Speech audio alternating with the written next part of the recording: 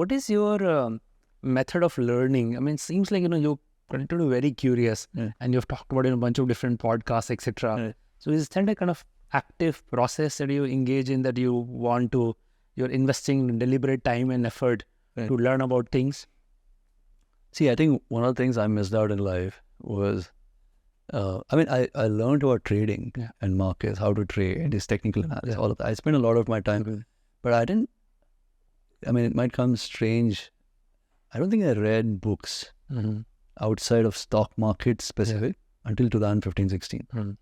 Right? Because life was so busy. I was doing like multiple things at the same time. There was no time. Because I started, like I said, when I first started trading the markets, I was also working by the side. There was no time to really be able to sit down and read books. All this English skills improving, talking skills, sales skills, it was accidental. It was a reason because of the job I was doing. Right. This was more like, what you learned at work. Yeah. Even the trading the market was mostly what I learned at work. And I think one of the things I did all right during those years was I had like I always had like a bunch of hobbies. So I used to learn something around my hobbies. Okay. Like, playing a new sport, musical instrument and etc. I think 2015-16 is when I first got introduced to audiobooks.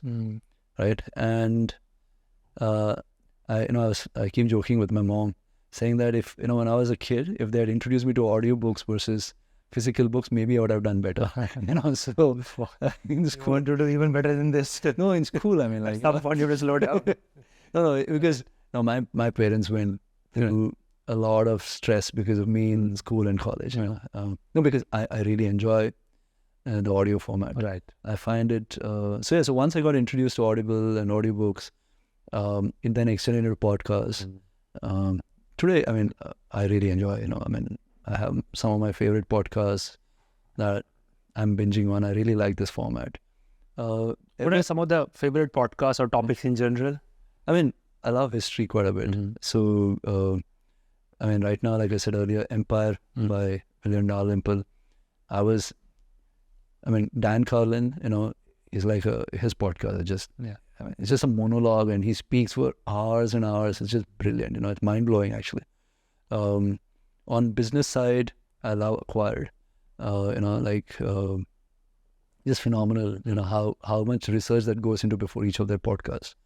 I think in business side, if I'm with people around me, I like Business Wars. It's entertaining. Then also like the All In podcast, which I was telling earlier, which is, a bunch of tech bros, sitting and talking about, how they're thinking about. I hope people don't call us tech bros. It's bound to happen, So it's bound to happen, So, so I think these are some of the ones that I spend time on. Also, one of the hacks, I used to struggle with my sleep.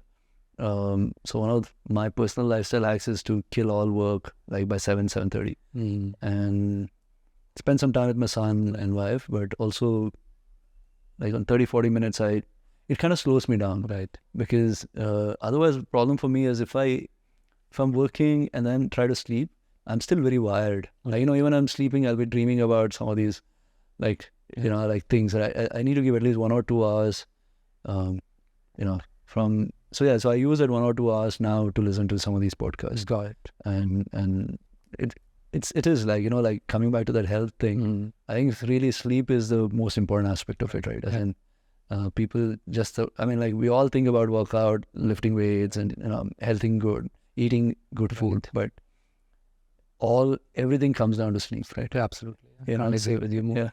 So, and I've struggled, because I think it's hard for an entrepreneur, right?